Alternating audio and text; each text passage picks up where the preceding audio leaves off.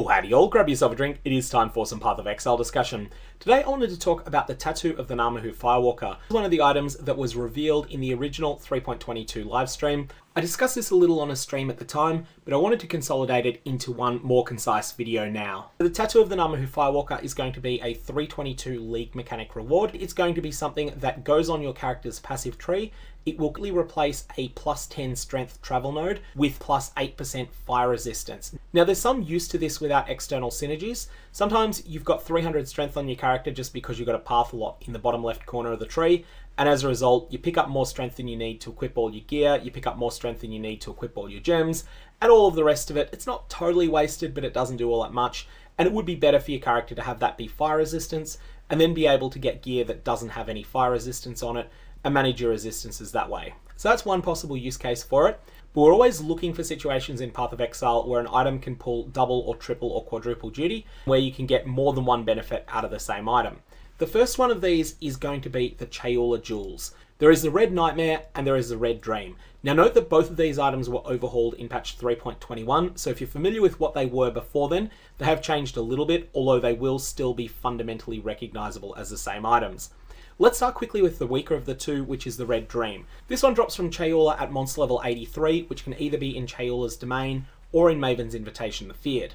Now the Red Dream will cause any passive in its radius, and the radius is large, so that's quite big. We'll get to where you'd put this in a sec. It will cause any fire resistance bonuses that you've got on your passive tree to also give you a chance to gain an endurance charge on kill. In practice, if you've even got 16% chance to gain an endurance charge on kill, this Red Dream jewel is probably going to keep you topped off at maximum endurance charges while you're mapping. And it's also going to do the same thing when fighting certain bosses. Those bosses will be the ones that spawn regular adds. That's the Red Dream, that's the weaker of the two. The Red Nightmare has exactly the same mechanics, but instead of providing a percentage chance to gain an endurance charge on kill, instead the Red Nightmare grants you chance to block attack damage. This is only 50% of the amount of fire resistance that you've got, but when we look at the best spot on the passive tree, you'll see it's still going to be a lot. If the geometry of the passive tree stays the same in patch 3.22, then there is a spot that is going to give you 44% attack block, just for socketing the Red Nightmare and for using a few tattoos of the Ngamahu Firewalker, and on top of getting that benefit, on top of all of that block, you're also going to get a whole bunch of fire resistance, which is a boring stat, but it's one you need to get anyway. Now the Red Nightmare drops either from Uber Chayula when fought in Chayula's Flawless Breachstone, or it can be created by applying a Chayula's Blessing onto a Red Dream. And if you're playing in Trade League, you should check the economy before you use an expensive currency like Chayula's Blessing, because it might be the case that the best way to get a Red Nightmare is actually just to trade for one from another player, rather than to use an expensive Chayula's Blessing. We're going to have to see how the market works out there. So what's the correct spot to use this combo? It is absolutely positively in the west-southwest area of the tree. This is going to give you 80% fire resistance if you're able to convert all 1, 2, 3, 4, 5, 6, 7, 8, 9, 10 of these 10 strength nodes into 8 fire resistance nodes. So that's 80% fire resistance, plus another 8% that is found on the excellent node Barbarism that you're going to want to take anyway. That's going to give you a total of 88 points of fire resistance that are within range of the Red Nightmare, which will earn you 44% chance to block attacks. All you need to do then is equip an above average shield, and you are going to be attack block capped at that point, which is an excellent spot to be in. That's a very powerful defensive layer, even though it's not a complete solution to everything your character is going to need to stay alive. So this is probably the single best use of these Ngamahu tattoos, but I do want to quickly go through a couple of other items that have interesting synergies with them. The first one I want to point out is the Tempered and Transcendent jewels. These come from the Temple of Atsuadal. The Tempered jewels are not very good. The Transcendent ones are the upgraded versions, and they do definitely have some uses. So these Transcendent flesh jewels have actually quite a similar effect. It's worth noting that you can manipulate your passive tree with these tattoos. For all that we know, and this hasn't been absolutely confirmed as yet, but this is my understanding of how it will work, you will be able to spec a node on the passive tree, then apply a tattoo to it, then unspec that node, and that gives you considerable agency over the number of both strength passives that are allocated and strength passives that are not allocated within the radius.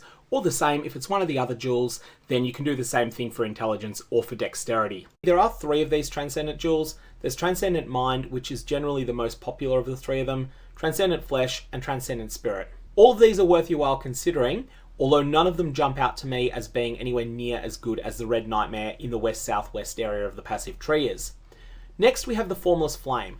Now, note that the Formless Flame and the Formless Inferno had their roles sort of changed around a bit in patch 3.21. If you're playing in Standard and you have an old version of the Formless Inferno, it actually does what the Formless Flame does now, but the new versions that drop, the Formless Flame, these drop from non-Uber Zoff, whether fought in Maven's Invitation the Hidden or in Zoff's Breachstone.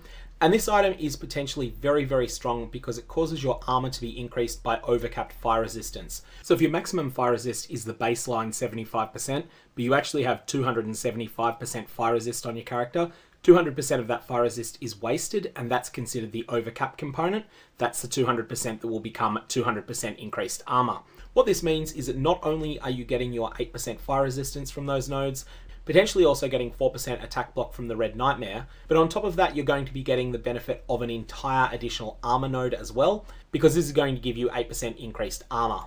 And you can also get the same mod on Grasping Males, some of which will be terrible, and some of which will be very, very strong. The next thing we want to consider is the Fire Mastery that reads, regenerate 1 life per second for each 1% uncapped fire resistance. If you have 320% fire resistance on your character, only 75% of that by default, or maybe up to 90% depending on the rest of your character's stat, is actually going to apply to incoming fire damage, but you'll still be treated as having 320 uncapped fire resistance, and that's going to mean that you'll regenerate 320 life per second. Now you won't go that far except maybe on the new Chieftain, but it is something to keep in mind because this is going to be a fairly good value point if you are already taking a fire cluster, and something you're definitely going to want to consider taking. And finally, this has all been about strength so far. We do not know if there are going to be symmetric equivalents of this for dexterity and also for intelligence. If it does turn out there is an equivalent version of this that converts dexterity into cold, then the Green Nightmare will turn out to be a very interesting choice in the east-southeast area of the passive tree, as will potentially the Green Dream. Both of these are worth a thought, although I think the one that stands out is still going to be the Red Nightmare. If it does turn out that there is an intelligence to lightning one, the Blue Nightmare doesn't seem to be quite as appealing as the Red Nightmare or the Green Nightmare. That's a bit unfortunate because the Blue Nightmare is potentially the best of them. Spell block is probably the best of the 3 stats that are available from the different Nightmare jewels, but unfortunately the Blue Nightmare just doesn't seem to have any spectacular individual spots. Mind Over Matter is the best one, but it doesn't quite reach to the lightning resistance node, and unfortunately that means that it's miles behind what you get from the Red Nightmare. And of course, all of that discussion is a moot point if Grinding Gear Games decide they don't want to have different symmetric versions of these. If they want each tattoo to feel completely unique and completely different to all the others and not part of a cycle, then it may well be that there's no alternative versions anyway. So that is these tattoos and the way that they're going to make a few existing unique items better. But I'm going to leave it there. May your Chayula's blessings have interesting results, and I will see you around.